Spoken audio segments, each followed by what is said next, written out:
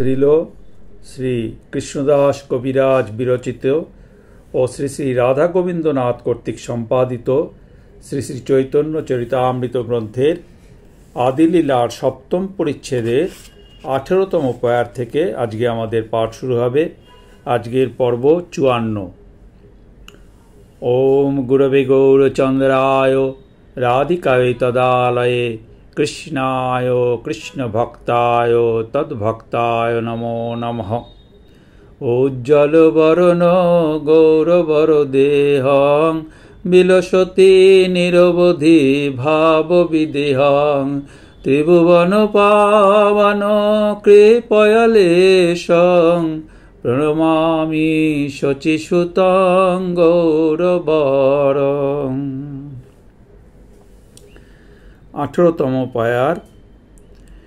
এই পঞ্চতত্ত্ব মিলি পৃথিবী আসিয়া পূর্ব প্রেম ভাণ্ডারের মুদ্রা উগারিয়া পাচে মিলি লুটে প্রেম করে আস্বাদন যত যত পিয়ে তৃষ্ণা বারে অনুক্ষণ পুনঃ পুনঃ পিয়া পিয়া হয় মহামত্ত নাচে কান্দে হাসে গায়ে জয়ছে মদমত্ত। 18-19 তিনটে পয়ার আমরা পড়লাম। পঞ্চতত্ত্বের মহিমা ব্যাখ্যান হচ্ছে। এখানে বলা হয়েছে এই পঞ্চতত্ত্ব মিলি পৃথিবী আসিয়া, অর্থাৎ পৃথিবীতে মানে জগতে তারা অবতীর্ণ হলেন। আর কি করলেন? পূর্ব প্রেম ভাণ্ডারের মুদ্রা উঘারিয়া। পূর্ব প্রেম ভাণ্ডারের অর্থাৎ কিনা পূর্ব প্রেম ব্রজলীলার যে প্রেম, সেই ব্রজলীলার প্রেমের যে ভাণ্ডার, সেই ভাণ্ডার থেকে তারা প্রেম আহরণ করলেন। কিভাবে? এখানে বলছে মুদ্রা উঘারিয়া, অর্থাৎ মুদ্রা ভেঙে। মুদ্রা ভেঙে বলতে মুদ্রা অর্থাৎ শিলমোহর। আমরা জানি যে টাকা পয়সা বা কোনো মূল্যবান দ্রব্য যখন কোনো থলের মধ্যে রেখে তার মুখ আমরা রশি দিয়ে বেঁধে বাঁধার উপরে গালা বসিয়ে গালা গলিয়ে তাতে কোনো পিতলের মোহর চেপে দেওয়া হয়। এর ফলে ওই গালার বাঁধার উপরে গালার ওই মোহরের চিহ্নটা থেকে যায় গালার মধ্যে। এইরূপ নামাঙ্কিত চিহ্নকেই বলা হয় মুদ্রা। এবার এই যে থলিটা যদি খুলতে গেলে, সেই মূল্যবান দ্রব্য বের করতে গেলে আমরা কিন্তু এই মুদ্রা না ভেঙে বের করতে পারবো না। সুতরাং কেউ থলে খুলেছে কিনা তা মুদ্রাটা দেখলেই বোঝা যাবে। এই মুদ্রা চিহ্ন দেওয়ার সার্থকতা এই যে মুদ্রা নষ্ট হলেই ধরা পড়বার আশঙ্কা আছে বলে মালিক ব্যতীত অন্য কেউ সেই থলি খুলতে চেষ্টা করে না, এবং যাতে ওই রূপ মুদ্রা অঙ্কিত থাকে তার মালিক ব্যতীত অপর কারো এটা খোলা নিষিদ্ধ, এটাই এই মুদ্রার দ্বারা সূচিত হয়। যে ভাণ্ডারে বা কোঠায় বা মূল্যবান জিনিসটি থাকে তার দরজার কপাটে তালা লাগিয়ে তালার উপরেও কেউ কেউ মুদ্রা চিহ্নিত করে রাখেন। তালা খুলতে গেলেই মুদ্রা নষ্ট হয়ে যায়। উঘারিয়া মানে ভেঙে। মুদ্রা উঘারিয়া বাক্যের সার্থকতা এই যে যে ভাণ্ডারে সেই ব্রজপ্রেম সঞ্চিত ছিল, সেই ভাণ্ডারের চাবি যেন পূর্বে ব্রজলীলায় এই পঞ্চতত্ত্বের কারো নিকটেই ছিল না। সুতরাং ভাণ্ডারস্থ দ্রব্যের আস্বাদন তাদের পক্ষে নিষিদ্ধ ছিল। নিষিদ্ধ ছিল বলে তার আস্বাদন নিমিত্ত লোভ ক্রমশ তাদের বাড়ছিল। এখন এই নবদ্বীপ লীলা ওই ভাণ্ডারের চাবি তারা পেয়েছেন, এবং চাবি পেয়ে সেই প্রবর্ধিত লোভের বশে ভাণ্ডার খুলে তারা সুস্নিগ্ধ জল প্রাপ্তিতে মহাপিপাসার্থ ব্যক্তি যেরূপ ব্যগ্রতার সঙ্গে অঞ্জলি অঞ্জলি জল পান করতে থাকে, সেই রূপ ব্যগ্রতার সঙ্গে তারা ব্রজপ্রেমের ভাণ্ডার লুটতে আরম্ভ করলেন। লুটে লুটে সেই প্রেম সুধা পান করতে লাগলেন। এর তাৎপর্য এই যে ব্রজলীলায় শ্রীকৃষ্ণ গোপী প্রেমের বিষয় মাত্র ছিলেন বলে আশ্রয় জাতীয় সুখের, অর্থাৎ আশ্রয় রূপে প্রেমের আস্বাদন তাদের পক্ষে অসম্ভব ছিল। প্রেমের আশ্রয় জাতীয় আস্বাদন শ্রীকৃষ্ণের পক্ষে যেন মুদ্রাঙ্কিত ভাণ্ডারে আবদ্ধ ছিল। কিন্তু এইবার শ্রীরাধার ভাব গ্রহণ করে সে গৌরাঙ্গরূপে তিনি যখন নবদ্বীপে অবতীর্ণ হলেন, তখন সেই রাধার ভাব গ্রহণ হেতু এই আশ্রয় জাতীয় সুখের আস্বাদনে তার যোগ্যতা জন্মল। যেন সেই মুদ্রাঙ্কিত ভাণ্ডারের রাধা ভাবরূপ চাবি তিনি পেলেন, তাই সেই ভাণ্ডার খুলে ফেললেন এবং যথেচ্ছভাবে সেই আশ্রয় জাতীয় সুখ তিনি আস্বাদন করতে লাগলেন। এই যে 18 নম্বর পয়ারে বলেছে পঞ্চতত্ত্ব মিলে, অর্থাৎ এই পাঁচে মিলি অর্থাৎ পঞ্চতত্ত্ব মিলে শ্রীরাধার মদনাক্ষ ভাবই হলো আশ্রয় জাতীয় প্রেম ভাণ্ডারের সেই চাবি। সুতরাং পঞ্চতত্ত্বের অপর 4 তত্ত্বে আশ্রয় জাতীয় ভাব থাকলেও সেই ভাবের পরাকাষ্ঠা ছিল একমাত্র শ্রী গৌরাঙ্গে। ব্রজলীলায় সখী মঞ্জরীগণ যেমন শ্রীরাধার আশ্রয় জাতীয় প্রেমাস্বাদনে রসপুষ্টির সহায়তা করে থাকেন, সেই রকম শ্রী গৌরাঙ্গের আশ্রয় জাতীয় প্রেমাস্বাদনেও অন্য 4 তত্ত্ব রসপুষ্টির সহায়তা করেছে এবং রসপুষ্টির সহায়তায় স্বাভাবিক ধর্মবশত ব্রজলীলার সখী মঞ্জুরি আদির ন্যায় তারাও যথেচ্ছরূপে সেই প্রেম রসাস্বাদনে কৃতার্থ হয়েছে। যত যত প্রিয়ে, এইখানে বলেছে 19 নম্বর পয়ারে, যত যত প্রিয়ে তৃষ্ণা বাড়ে অনুক্ষণ। সাধারণত পিপাসার্ত ব্যক্তি জলপান করতে থাকলে জলপানের সঙ্গে সঙ্গে তার পিপাসা ক্রমশ কমতে থাকে, সুতরাং তার জলপানের আগ্রহ ক্রমশ কমতে থাকে। কিন্তু ব্রজপ্রেমের একটি অদ্ভুত মহিমা এই যে পিপাসার্ত হয়ে যতই পান করা যায় ততই পানের উৎকণ্ঠা বর্ধিত হতে থাকে। এই ক্রমশ বর্ধনশীলা উৎকণ্ঠার ফলে পানের নিমিত্ত যেন একটা মত্ততা জন্ম থাকে। তাই পুনঃ পুনঃ ইত্যাদি পয়ারে বলা হয়েছে বারবার ওই প্রেম রস পান করতে করতে বর্ধনশীলা উৎকণ্ঠা বশত বিশেষ করে প্রেমরসের স্বরূপানন্দবন্ধী ধর্মবশত পঞ্চতত্ত্বের মধ্যে যেন একটা মহামত্ততা জন্মে গেল। এই প্রেমমত্ততার ফলে তারা কখনো বা হাসতে থাকেন, কখনো বা কাঁদতে থাকেন, আবার কখনো বা নাম রূপ লীলাদি বিষয়ক গান গাইতে থাকেন। উন্মত্ত লোক যেরূপ করে থাকে তাদের আচরণও যেন ঠিক সেই রূপ হয়ে গেল। 21তম পয়ার, পাত্রাপাত্র বিচার নাহি নাহি স্থানাস্থান, যে যাহা পায় তাহা করে প্রেমদান।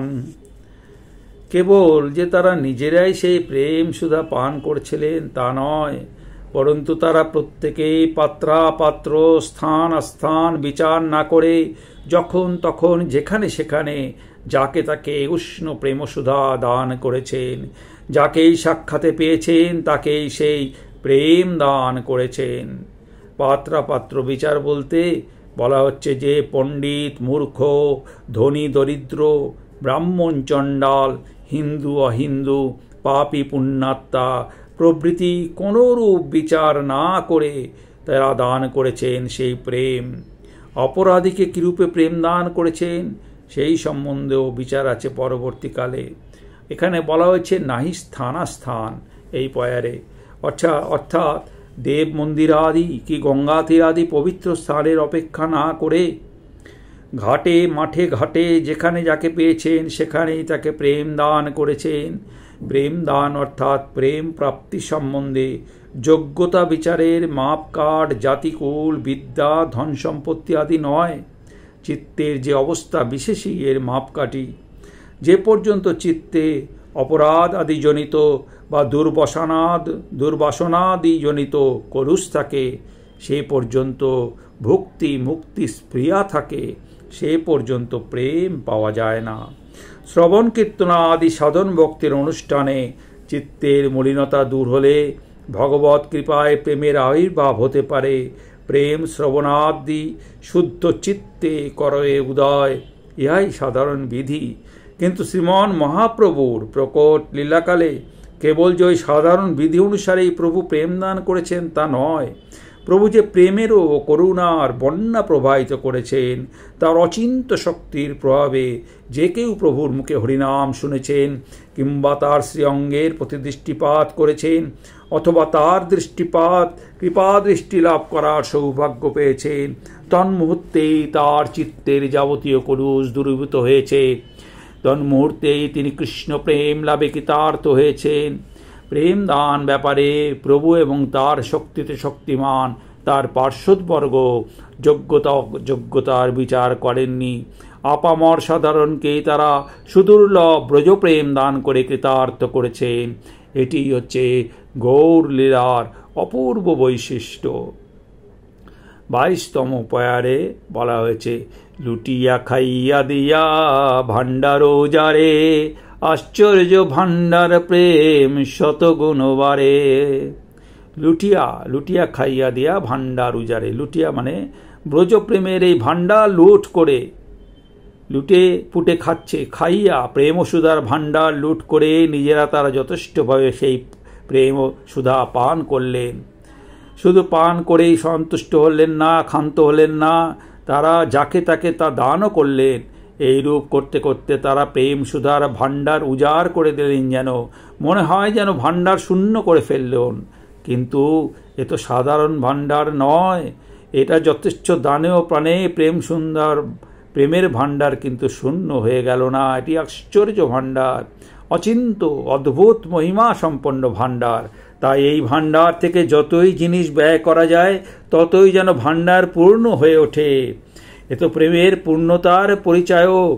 পূর্ণস্য পূর্ণমাদায় পূর্ণমেব অবশিষ্যতে, শ্রুতিতে বলা হয়েছে। বরং একগুণ খরচ করলে প্রেম যেন শতগুণ বেড়ে যাচ্ছে। তাই যথেচ্ছ দানে এবং পানেও ভাণ্ডার অটুট থেকে গেল। কেবল তাই নয়, ভাণ্ডারে প্রেম পরিমাণ এত বর্ধিত হলো যে তাতে প্রেমের বন্যা উথলিয়ে উঠল। 23-24 পয়ারে বলা হচ্ছে, উতলিল প্রেম বন্যা চৌদিকে বেড়ায়, স্ত্রী বৃদ্ধ বালক যুবা সবারে ডুবায়, সজ্জন দুর্জন পঙ্গু জড় অন্ধগণ, প্রেম বন্যায় ডুবাইল জগতের জন। প্রেম বন্যা উথলিয়ে উঠে চৌদিকে বেড়ায়, চতুর্দিকে সর্বদিকে ধাবিত হলো। তার ফলে স্ত্রীলোক, পুরুষ, বালক, বালিকা, যুবক, যুবতী, বৃদ্ধ, বৃদ্ধা সকলে সেই প্রেম বন্যায় ডুবে গেল। সজ্জন দুর্জন অর্থাৎ জাতি বর্ণ নির্বিশেষে, সাধু অসাধু, পাপী পুণ্যাত্মা, সুস্থ অসুস্থ, পূর্ণাঙ্গ লোক কিংবা কোনো অসৎকর্মের ফলে যারা পঙ্গু বিকলাঙ্গ হয়ে গেছে বা জড় একেবারে চলাফেরা করবার শক্তি হারিয়েছে কিংবা অন্ধ অর্থাৎ দৃষ্টি শক্তি হারিয়েছে, তারা সকলে এক কথায় বলতে গেলে জগৎবাসী সমস্ত লোকই সেই প্রেম বন্যায় ডুবে গেল। তাৎপর্য এই যে যারা প্রেম লাভের যোগ্য পাত্র তারা কৃষ্ণ প্রেমে মাতোয়ারা হয়ে গেলেন। আর প্রথমে তাদের যতটুকু যোগ্যতা ছিল না, পঞ্চতত্ত্বের কৃপায় তারা সেই যোগ্যতা লাভ করে কৃষ্ণ প্রেমে একেবারে মাতোয়ারা হয়ে গেলেন। 25তম পয়ায় বলা হচ্ছে, জগৎ ডুবিল জীবের হইল বীজনাশ, তাহা দেখি পাঁচজনের পরম উল্লাস। বীজনাশ বলতে সংসার বীজের ধ্বংস হয়ে গেল, কর্মফলের বা মায়াবন্ধনের বিনাশ হলো এবং এই পঞ্চতত্ত্বের 5 জনের কৃপায় তারা উদ্ধার হলেন। প্রবল বন্যায় ক্ষেত্রের সমস্ত শস্য বহুকাল যাবৎ জল নিমগ্ন থাকলে সমস্ত শস্য যেমন নষ্ট হয়ে যায়, সেইরূপ সেই শস্যের যেমন অঙ্কুরোদ্গমের শক্তি নষ্ট হয়ে যায়, সেইরূপ সমস্ত জীব প্রেমবন্যায় নিমজ্জিত হওয়ায় তাদের সংসার বীজ বিনষ্ট হয়ে গেল, অর্থাৎ সংসারে আসা যাওয়ার হেতুরূপ যে কর্মবন্ধন বিনষ্ট হলো। তাদের মায়িক প্রপঞ্চে আসা যাওয়া ঘুচিয়ে গেল, তারা উদ্ধার প্রাপ্ত হলো। বস্তুত কৃষ্ণপ্রেম লাভ হলে সংসার বন্ধন তো থাকতে পারে না, এমনকি নাম সংকীর্তনেও সংসার বন্ধন বিনষ্ট হয়ে যায়। সংকীর্তন হইতে পাপ সংসার নাশন। উল্লাস মানে জগতের জীবের উদ্ধারে পঞ্চতত্ত্বের অবতারের একটি প্রধান অভিপ্রেত বস্তু। এখন তা সিদ্ধ হয়ে দেখে তাদের অত্যন্ত আনন্দ জন্মালো। 26তম পয়ারে, যত যত প্রেম বৃষ্টি করে পঞ্চজনে, তত তত বারে জল ব্যাপে ত্রিভুবনে। প্রেম বৃষ্টি, এই প্রেমদানকে যেন বৃষ্টির সঙ্গে তুলনা দেওয়া হয়েছে, যাতে উচ্চ নিচ, পবিত্র অপবিত্র, জল স্থল সর্বত্র যেমন বৃষ্টির জল পতিত হয়, সেই রকম ব্রাহ্মণ চণ্ডাল, হিন্দু অহিন্দু, স্ত্রী পুরুষ, বালক বৃদ্ধ, ধনী নির্ধন, পণ্ডিত মূর্খ, পাপী পুণ্যাত্মা সকলে এই পঞ্চতত্ত্বের নিকট প্রেম লাভ করেছে। 27-28 পয়ার নিন্দুক পাষণ্ডী যত পড়ুয়াধম, সেই সব মহাদক্ষ মায়াবাদী কর্মনিষ্ঠ কুতার্কিকগণ। নিন্দুক পাষণ্ডী যত পড়ুয়াধম, সেই সব মহাদক্ষ ধাইয়া পলাইল, সেই বন্যাতা সবারে ছুঁইতে নারিল। এখানে এই যে প্রেম বন্যায় ত্রিভুবন প্লাবিত হলে বন্যা দেখেও কয়েকজন লোক ঊর্ধ্বশ্বাসে পালিয়ে গেল, প্রেম বন্যা তাদের স্পর্শ করতে পারেনি। তাদের নাম বলা হচ্ছে এই 27তম প্যারে মায়াবাদী, অর্থাৎ শঙ্করাচার্যের মতাবলম্বী জ্ঞান মার্গের লোকগণ, যারা জীব ও ঈশ্বরের সেব্য সেবকত্ব স্বীকার করেন না, তারা এই প্রেমধন থেকে বঞ্চিত হলেন। কর্মনিষ্ঠ মানে বেদের যে কর্মবাদ আছে, যজ্ঞবাদ আছে, সেই কর্মের ফল যারা লাভ করতে চান তারা ভক্তি মার্গে আসতে পারেন না। তারা ইহকালের বা পরকালের সুখভোগী তাদের একমাত্র কর্মানুষ্ঠানের ফল। ভগবৎ সেবার সঙ্গে তার কোনো সাক্ষাৎ সম্পর্ক নেই, তাই সেই কর্মনিষ্ঠ সেই লোক তারা ভক্তি বা প্রেম পেতে পারেন না। কৃষ্ণ ভক্তির বাধক যত শুভাশুভ কর্ম, সেই এক জীবের অজ্ঞানতম ধর্ম। কুতার্কিকগণ, যারা ভগবৎ বিষয় ব্যতীত অন্য বিষয়ে তর্ক করেন, যারা অথবা ভক্তি বিরোধী তর্ক করেন, যারা এদের এই তর্ক দ্বারা ভক্তির আনুকূল্য তো হলই না, বরং ভক্তি অন্তর্হিত হয়ে যায়। তাই এরা ভক্তি বা প্রেম লাভ করতে পারেন না। ভগবানের নাম, রূপ, গুণ, লীলা, অচিন্ত মহিমার কথা এরা বিশ্বাস করেন না, এমনকি ঈশ্বরের অস্তিত্বের কথাও হয়তো বিশ্বাস করবেন না, যেহেতু তাদের বিবেচনা অনুসারে এ সমস্ত বিষয় যুক্তিসিদ্ধ নয়। বাস্তবিক কোনো যুক্তি দ্বারা ভগবানের অচিন্ত মহিমা স্থাপন করা যায় না। একমাত্র অনুভব সিদ্ধ বস্তু। অনুভব লব্ধ আপ্ত বাক্যকে বাদ দিয়ে যারা কেবল লৌকিক যুক্তি দ্বারা ভগবত তত্ত্ব বা ভগবানের মহিমাদির বিচার করতে প্রয়াস পান, তাদেরকে কুতার্কিক বলা যায়। তাদের যুক্তি কখনো ভগবত তত্ত্বাদিকে স্পর্শ করতে পারে না, সুতরাং ভক্তি বা প্রেম লাভ করা তাদের পক্ষে সম্ভব নয়। নিন্দুক মানে যারা নিন্দা করে, দেশ, হিংসা, ঈর্ষা, অসুয়াদির বশভূত হয়ে কিংবা স্বার্থ সিদ্ধির নিমিত্ত যারা পরের কল্পিত বা বাস্তব দোষের কীর্তন করে, তাদেরকে নিন্দুক বলা হয়। এরূপ নিন্দুকের চিত্ত সর্বদা হীনভাবে পূর্ণ থাকে বলে তাদের ভক্তিদেবীর স্থান সেখানে হয় না। তাই নিন্দুক ব্যক্তি ভক্তি বা প্রেম লাভে অসমর্থ। পড়ুয়া অধম, পড়ুয়াদিগের মধ্যে অধম বা নিকৃষ্ট যারা। শ্রীমন মহাপ্রভুর সময়ে নবদ্বীপে বহু সংখ্যক ছাত্র বিভিন্ন টলে পড়াশোনা করতেন। তাদের মধ্যে কুতার্কিক, নিন্দুক ও নাস্তিক ছিলেন। তারাই অধম পড়িয়া বলা হয়েছে তাদেরকে, কারণ ভক্তিশাস্ত্র অনুসারে কৃষ্ণ ভক্তি বিদ্যা শিক্ষার মুখ্যতম উদ্দেশ্য। পরে কেন লোকে কৃষ্ণ ভক্তি জানিবারে, সে যদি নহিল তবে বিদ্যায় কি করে, চৈতন্য ভাগবতে বলা হয়েছে। তাই কৃষ্ণ ভক্তিকে শ্রেষ্ঠ বিদ্যা বলা হয়। প্রভু কহে কোনো বিদ্যা বিদ্যা মধ্যে সার, রায় কহে কৃষ্ণ ভক্তি বিনা বিদ্যা নাহি আর। কাজে যে সমস্ত পড়ুয়া পড়াশোনা করে কৃষ্ণ ভক্তি চর্চা করেন না, পরন্তু ভক্তি বিরোধী কুতর্ক, নিন্দা, নাস্তিক আচারে লিপ্ত থাকেন, তাদের বিদ্যা শিক্ষা নিরর্থক। তাদেরকে অধম পড়ুয়া বললে অসঙ্গত কিছু বলা হয় না। ভক্তি বা প্রেম লাভ এদের পক্ষে সম্ভব নয়। মায়াবাদী কর্মনিষ্ঠ প্রবৃত্তিকে প্রেম বন্যা স্পর্শ করতে পারেনি, অর্থাৎ তারা প্রেম লাভ করতে পারেনি, কারণ কুতর্ক, নাস্তিকতা প্রবৃত্তির বশে তারা প্রেম লাভের উপায় স্বরূপ শ্রীনাম সংকীর্তনাদির প্রতি উপদেশ গ্রহণ করতে পারেনি, পরন্তু নিন্দাদি দ্বারা নাম অপরাধেই লিপ্ত হয়েছেন। সেই সব মায়াবাদী মহাদক্ষ অত্যন্ত চতুর। তারা বন্যার সূচনা দেখে চতুর লোক যেমন দূরে পালিয়ে যায়, তারা মহাপ্রভুর সেই প্রেমদান লীলাকে দেশের এবং ধর্মের পক্ষে অনিষ্ট মনে করে এই সমস্ত লোক নাম কীর্তনাদি থেকে দূরে পালিয়ে গেলেন। তাই ব্যঙ্গ করে গ্রন্থকার তাদেরকে মহাদক্ষ বলছেন। পাষণ্ডীগঞ্জে শ্রীমান মহাপ্রভুর নাম সংকীর্তনকে অমঙ্গলজনক মনে করতেন, তার প্রমাণ যে না ছিল রাজ্য দেশে আনিয়া কীর্তন, দুর্ভিক্ষ হইল সব গেল চিরন্তন। দেবে হরিলে বৃষ্টি জানিও নিশ্চয়, ধান্য মরি গেল করি উৎপন্ন না হয়। চৈতন্য ভাগবতে এইভাবে বলা হয়েছে যে হিন্দুর ধর্ম ভাঙিল নিমাই, যে কীর্তন প্রবার্ত এলো কবু শুনি নাই। এরা যারা নিন্দুক তারা এইভাবে প্রচার করলো, হিন্দু ধর্ম নষ্ট কইল পাষণ্ড সঞ্চারী, কৃষ্ণের কীর্তন করে নিজ রার বার, এই ভাবে নবদ্বীপ হইবে উজাড়। এই ধরনের নিন্দাও তখন ছিল। 29-30তম পয়ারে বলা হচ্ছে, তাহা দেখি মহাপ্রভু করেন চিন্তন, জগৎ ডুবাইতে আমি করিল যতন, কেহ কেহ এড়াইল প্রতিজ্ঞা হইল ভঙ্গ, তা সবা ডুবাইতে পাতিব কিছু রঙ্গ।